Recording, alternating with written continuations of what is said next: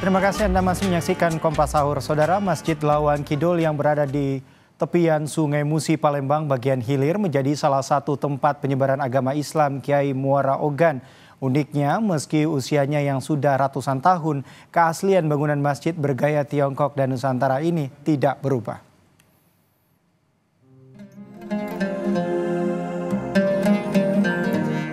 Tepian Sungai Musi menjadi daerah penyebaran agama Islam di Palembang.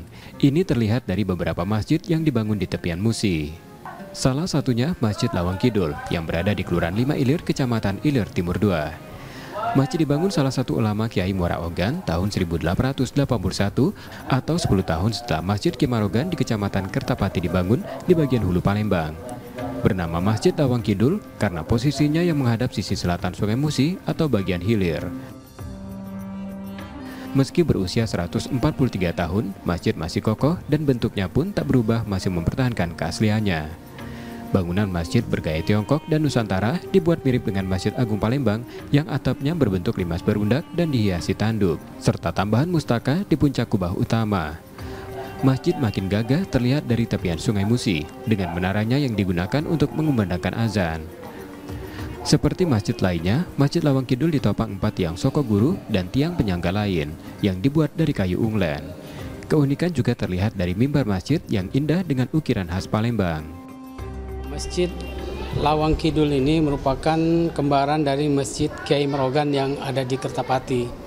Jadi dua masjid ini dibangun oleh satu orang yang sama, yaitu Mas Agus Abdul Hamid bin Mahmud yang lebih dikenal dengan nama Kiai Marogan, kalau kami nyebutnya Datuk Kiai Marogan.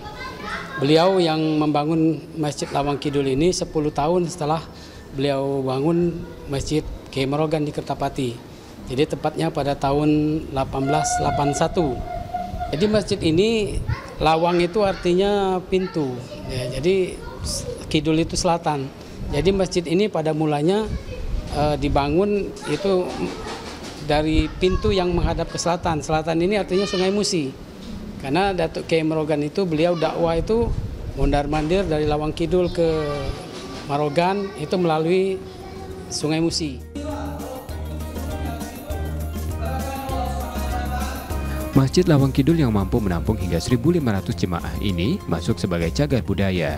Saat Ramadan, kegiatan keagamaan makin ramai digelar seperti kajian atau tausiah, khatam Quran, hingga berbuka puasa bersama.